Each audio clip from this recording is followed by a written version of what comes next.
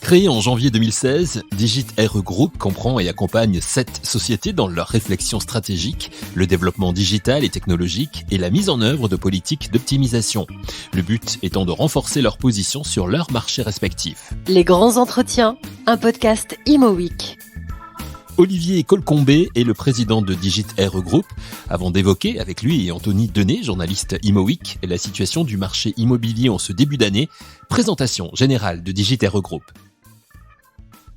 Digit RE, c'est effectivement plusieurs sociétés et plusieurs activités. Déjà, nous avons la fierté d'avoir les 2 plus anciens réseaux d'agents mandataires français, avec Capifrance qui va fêter ses 20 ans en janvier 2022. Donc ce sont des réseaux nationaux, 5400 conseillers au total, qui travaillent sur la France entière et qui donc permettent à des Français en reconversion ou d'anciens professionnels de l'immobilier de travailler de chez eux avec tous nos outils, puisque on met toute l'ossature, toute la colonne vertébrale pour qu'ils réussissent leur mission qui est d'accompagner les Français au quotidien. Ensuite, on a Dreamkey, un site d'évaluation en ligne, à nouveau le plus vieux, 2011, sa création, les premiers algorithmes qui permettent, en saisissant une adresse, une description succincte du bien, de donner une fourchette de prix. Ensuite, on a un autre réseau d'agents mandataires qui s'appelle Optimum, à nouveau national, qui se déploie et se développe autour du travail en équipe. On a des Optimes, c'est des conseillers qui travaillent à plusieurs et qui se déploient sur le territoire géographique en termes de proximité au départ, mais ils peuvent aller plus loin.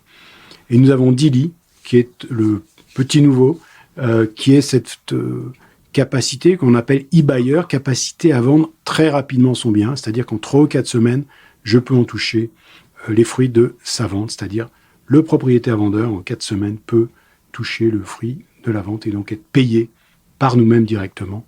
Et c'est nous qui nous mettons en capacité de revendre le bien à nos frais et à nos pertes si par hasard il y avait des pertes. J'allais dire, il y a un risque quand même. Alors il y a un risque bien évidemment, il faut porter l'actif. Et le modèle est assez simple, vous direz sur le site de Dili.com et vous verrez que le propriétaire vendeur a exactement le détail des frais qui lui sont pris. Donc il sait à l'avance à quelle échéance il touchera son montant, à quel prix ferme. Il n'y a aucun délai ou motif de rétractation parce que c'est un professionnel face à un particulier. Et bien évidemment, il n'a pas les ennuis. On dit sans couture, puisqu'il n'y a qu'une seule visite, celle d'un professionnel qui fait l'estimation, plutôt que d'avoir une ribambelle de visiteurs. Et c'est important pour ceux qui, entre autres, sont en mobilité. Je travaille beaucoup, je ne suis pas chez moi. J'ai qu'une visite, j'ai qu'un nettoyage, si je puis dire. J'ai pas besoin d'avoir mon appartement, ma maison toujours impeccable. J'ai qu'un seul visiteur, qu'un pro qui vient faire l'estimation. Et cette estimation, elle nous est transmise. Et là-dessus, on défalque les coûts de service qui sont entre 5, 7, 10% maximum en fonction de la valeur du bien. C'est un facilitateur, quoi. C'est-à-dire que vous prenez à votre charge les difficultés pour faciliter la vie de ceux qui veulent investir. Exactement. Vendre surtout. Et vendre surtout. Surtout vendre. Et aux États-Unis, ça s'appelle les e-buyers. C'est un modèle qui se déploie aux États-Unis, qui ne fait pas plus de 5% des ventes, mais qui a écho chez des gens qui sont pressés, qui sont très occupés et qui n'ont pas envie d'ennui. Et aussi bizarre que ça puisse paraître, ça va du start-upper qui n'a pas de temps à passer à la personne âgée qui veut totalement sécuriser. Et on a vraiment les différents modèles. Et bien évidemment, au milieu, pas de double ou triple déménagement, pas de frais de bancaire double, de prêt relais, tout ça saute pour faciliter. Et c'est ce qui nous plaît. C'est cette fluidité dans la transaction et rapidité et sécurité. Ce qui nous a également interpellé, c'est votre analyse sur le possible, enfin du moins ce que vous avez appelé le possible éclatement de la bulle immobilière.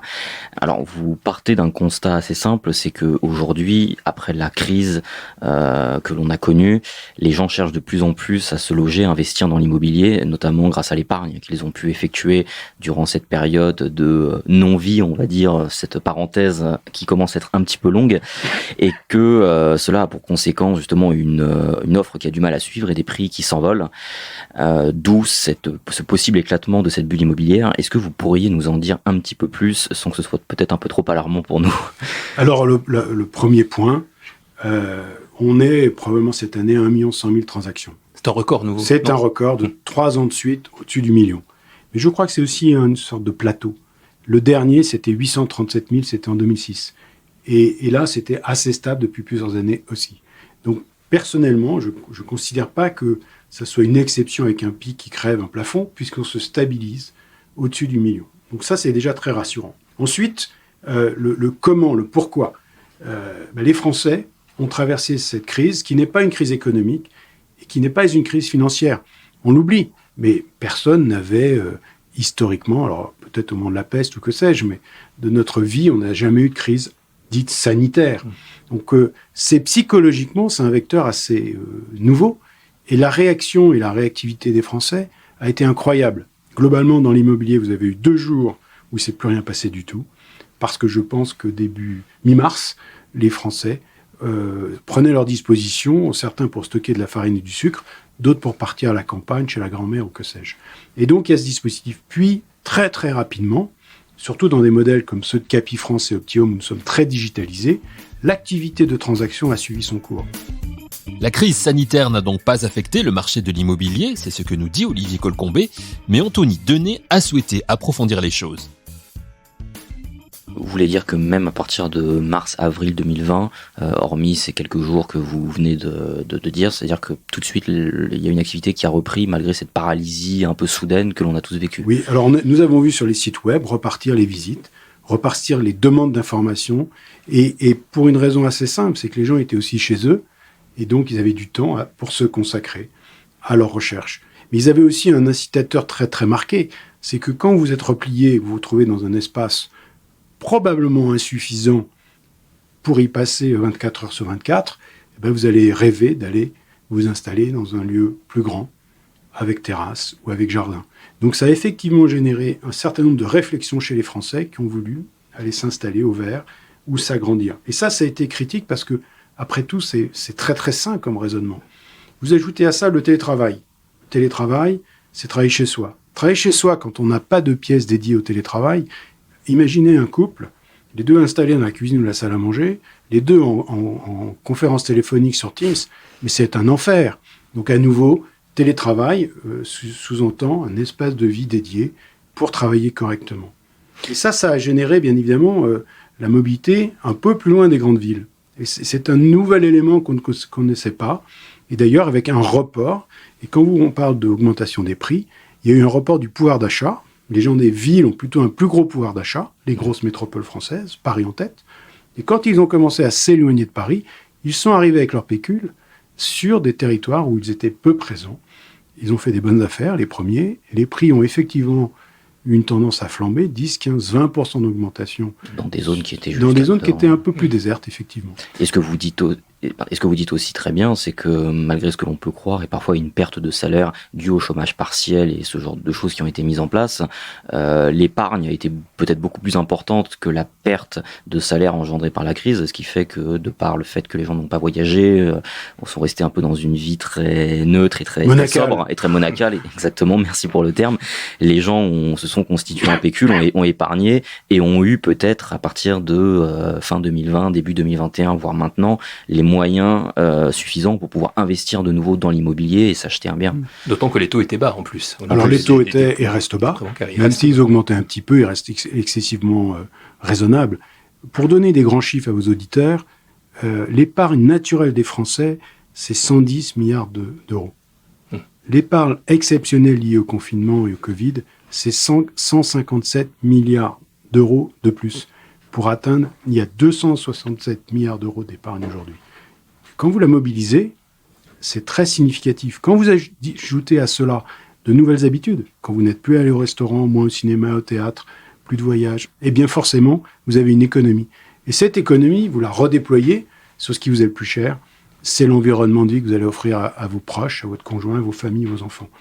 Donc moi, personnellement, et c'était mon propos dans ma note, je trouve que je ne crois pas qu'il y ait une bulle immobilière, parce que c'est sur des éléments excessivement sains. Probablement un retour de l'inflation qui plus est, si les taux d'intérêt remontaient, venir écraser ce phénomène, parce que l'inflation, bien évidemment, fait que vos emprunts sont moins en moins chers, si je puis dire. Voilà. Donc, il y a un environnement qui, pour ma part, s'installe sur des bases saines. Bien sûr, les Français ont toujours cet amour de l'immobilier réserve, l'immobilier sécure et sécuritaire, Donc vous voyez, on voit bien, et d'ailleurs, quand on parle d'insécurité, à nouveau, si je suis bien installé chez moi et si je reste chez moi, que ce soit par rapport à des violences de rue ou des violences de virus, je suis à nouveau mieux chez moi que si j'étais chez les autres. Et je crois que c'est important. Le problème, et ce que l'on semble remarquer, du moins c'est ce qui est dit de façon très fréquente, c'est que malheureusement le neuf est de plus en plus difficile. Enfin, je veux dire, oui, c'est surtout l'ancien qui est difficile. L'ancien fonctionne encore, le neuf se construit de moins en moins. Alors pour plusieurs problèmes, c'est vrai que les maires sont de plus en plus frileux à construire. Ils considèrent que l'État ne leur donne pas suffisamment de moyens. Il y a eu la suppression de la taxe d'habitation, tout ça, et maintenant la nouvelle loi sur la non artificialisation des sols qui font que les villes ne peuvent pas s'étendre indéfiniment. Donc on constate en fait une pénurie de logements neufs. Donc peut-être que ce risque soulevé par la BCE signifie que les gens ont beaucoup épargné, veulent investir, veulent devenir propriétaires, mais que malheureusement on a l'impression que l'offre de logement ne s'est peut-être pas jamais portée aussi mal, mais qu'en tout cas elle se porte quand même pas très bien, et que du coup cette flambée des prix semble un peu inexorable et inarrêtable, en tout cas en l'état actuel des choses. C'est le paradoxe en même temps. En fait, elle se porte très bien, mais elle se porte moins bien à cause du manque d'actifs, on va dire. Exactement. En fait, il y a une rareté. On ne peut pas vendre, même si on accélère la rotation des biens, c'est une évidence. Ouais. Probablement gagner 1 an. On a toujours dit c'est 7 ans, je ne sais pas si c'est vrai. Probablement 6. Et moi, j'aime à dire qu'il y a 28 000 logements en France, foyers. Vous dire que l'on change plus rapidement vraisemblablement, parce qu'il y a des éléments de la vie, les séparations, les mobilités. Les familles éclatées. Donc ça multiplie le nombre de résidences et ça accélère la rotation pour des bonnes ou mauvaises raisons. Mais le double logement, même le télétravail, je fais du pendulaire, donc je garde un pied à Paris dans une petite surface et je prends une maison à 1 heure de Paris dans des conditions beaucoup plus intéressantes. Et j'ai un gros pouvoir d'achat, parce que si je vends 100 mètres carrés à Paris, et je rachète 20, je suis bien doté pour aller racheter en province. Donc il y a cet équilibre financier qui tire bien évidemment vers le haut. Je ne crois pas que ce soit temporaire. Et vous abordiez le neuf. Notre constat, chez Capifrance, nous avons un département de professionnels du neuf. On a, en termes de réservation sur 2021, une très forte augmentation. Effectivement, 2019-2020, ça s'était un peu asséché, un peu tari. Mais les programmes repartent. Il y a eu l'effet des élections qui avaient mis un vrai frein. Là, on voit un redécollage. Et j'aime bien, et je crois que je vous l'avais précisé, faire le parallèle aussi avec le coût des matériaux. Oui. Vous voulez, le neuf va continuer à se surenchérir parce que les matériaux sont excessivement chers. 10, 15, 20% d'augmentation. Il y a pénurie de matières. Il y a pénurie. Il y a des grandes sociétés qui n'ont jamais pu augmenter leur prix et là font 2 augmentations dans l'année. De 4, 5, 6% chaque fois, dans le bâtiment. D'où le fait que ça ralentisse d'autant plus la construction de neuf. Oui, mais si vous voulez, mon raisonnement, c'est que ça va continuer à tirer dans le comparatif. Le neuf a toujours été un peu plus cher. Bien sûr. Mais si le neuf est encore plus cher pour des raisons évidentes de matériaux, ça va soutenir les prix de l'ancien. Donc, il y a un écosystème qui a probablement quelques fragilités, mais pour moi, c'est à chercher du côté du pouvoir d'achat. Jusqu'où les Français sont en mesure d'investir, de financer leur rêve d'achat immobilier, quel qu'il soit. Et je crois que c'est un phénomène actuel de se dire, OK, le financement devient un peu plus complexe, les conditions à l'entrée. Donc, comment on fait pour financer ces biens dont le prix s'envole ? Et c'est ça la clé. Parce que l'épargne des Français, elle va être mobilisée, c'est une évidence. D'ailleurs, on constate que dans la première couronne, on a eu un premier semestre où il y avait un petit ralentissement. Et là, octobre-novembre, ça repart plus tôt. Donc, on voit bien que c'est des équilibres qui varient très très vite, des positionnements très rapides. Normalement, l'automne, il y a moins de mobilité. Et là, on continue à être soutenu. Et les transactions font 3-4% de plus octobre-novembre qu'elles ne faisaient sur l'été. Et l'été est toujours une période un peu calme, certes. Mais on voit que le phénomène se soutient parce qu'il y a toujours cette envie de s'installer. L'appétence des Français est donc, selon Olivier Colcombet, toujours intacte quant à leur projet immobilier. Mais ne risque-t-on pas d'être confronté à une demande plus importante que l'offre en matière de biens ? Qu'en pense Olivier Colcombet ? Alors, je vais vous faire une confidence. Je sors de chez Emmanuelle Wargon, la ministre du Logement, chargée au logement. Et bien sûr qu'elle a un regard très précis sur l'immobilier et la capacité des Français à se loger. Mais plutôt dans le contexte de attention à la discrimination, au coup à l'entrée, comment on va pouvoir se mobiliser, professionnels et gouvernement, pour accompagner les Français, pour que le logement soit de mieux en mieux. Les initiatives sur le DPE 3, donc le diagnostic énergétique nouvelle mouture, ce ne sont pas des initiatives qui ont pour vocation de freiner, mais d'améliorer le logement. Bien sûr. Maintenant, le coût engendré peut faire se réduire le nombre de biens à la location, par exemple.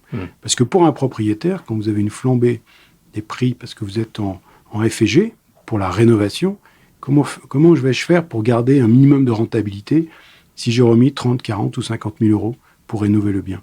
Et n'oublions pas que quand on rénove un bien, la rénovation première, c'est pas l'énergie. Donc si je fais une rénovation énergétique, j'aurai aussi à refaire l'électricité, le chauffage, ça va de soi, et en général, vous faites les pièces d'eau, les pièces de sanitaire. Donc les enjeux en termes d'investissement pour les propriétaires, et dans une année normale, en 2021, 25% des transactions qui ont eu lieu en France, disons sur le 1 100 000, sont pour des bailleurs privés. C'est-à-dire que ce sont des individus qui ont investi pour louer ces biens. Donc l'équilibre financier et économique, bien évidemment, pour ces propriétaires est clé. Donc vous voyez à nouveau, comment est-ce qu'on fait pour accompagner cette mutation plutôt que... je ne crois pas qu'ils aient intérêt à stopper la mécanique. Bon, on voit que récemment, Lyon et Villeurbanne, à début novembre, il y a eu le plafonnement des loyers. Oui. Donc on voit bien qu'il y a un drive. Qui était déjà à l'œuvre à Paris. Qui était à l'œuvre à Paris, exactement. Et qui va probablement... ils vont essayer d'étendre. Mais le risque numéro 1, c'est qu'on va réguler par du législatif un équilibre de marché. Ça peut être aussi dangereux. C'est louable, l'esprit, le fond est bon. L'impact peut être assez désastreux. D'autant plus que le prix moyen de l'année prochaine est la moyenne des prix cette année. Donc si je baisse les prix systématiquement, je vais continuer à faire baisser les loyers. Et les propriétaires ne peuvent pas s'y retrouver, et les bailleurs. C'est critique, le nombre de logements à la location détenus par des particuliers. Imaginez qu'il puisse y avoir des retraités, parce que c'est plutôt les plus âgés qui ont investi, qui mettent à la location. Pour eux, c'est leur revenu quotidien qui est impacté. Si vous voulez, moi je suis pragmatique. C'est un fait qu'il faut que tout le monde trouve cet équilibre. Et une fois qu'on a trouvé cet équilibre, le marché fait son job. Donc il est complètement louable que les autorités essayent de modérer et d'un peu de piloter, mais si on va trop loin, la machine s'enraye. Et vraiment, pour moi, le risque number one, c'est que trop d'interventionnisme pour la bonne cause peut entraîner des effets pervers.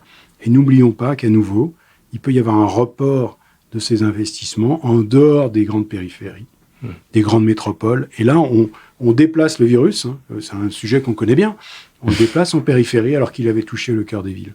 Donc attention aux effets pervers. L'immobilier, c'est un marché excessivement sensible. Aux dernières élections, on avait regretté qu'il soit très très peu dans les discussions et les positions des candidats. Espérons que pour les prochaines élections, il est un élément qui est de plus en plus cher aux Français. Il faut qu'il s'installe et qu'il prenne sa place dans les discussions des différents candidats aux élections présidentielles. Voilà, le message est lancé auprès des candidats qui se sont déjà déclarés à l'élection présidentielle et à ceux qui vont se déclarer également. Olivier Colcombet, donc en conclusion, rapidement, vous êtes quand même plutôt optimiste. Alors, vous écoutez, quand on vous écoute, voilà, on pense ce qu'on pense. Je pense que et je vais m'aventurer, mais sur les 12 à 24 mois qui viennent, je ne vois pas pourquoi il y aurait une fracture soudaine. Et je suis plutôt optimiste de rester au-delà ou autour d'1 million de transactions qui restent de très très belles années pour les professionnels de l'immobilier engagés auprès des clients finaux et donc qui n'ont aucun souci à se faire s'ils gardent leur ligne de conduite, c'est du service et il y a de la valeur ajoutée à apporter pour que ces transactions passent par les professionnels et non pas entre particuliers. Merci à Olivier Colcombet pour son analyse du marché immobilier en ce début d'année 2022. Merci à vous d'avoir écouté cette émission et rendez-vous très vite pour un nouvel épisode de Les grands entretiens, un podcast Imo Week.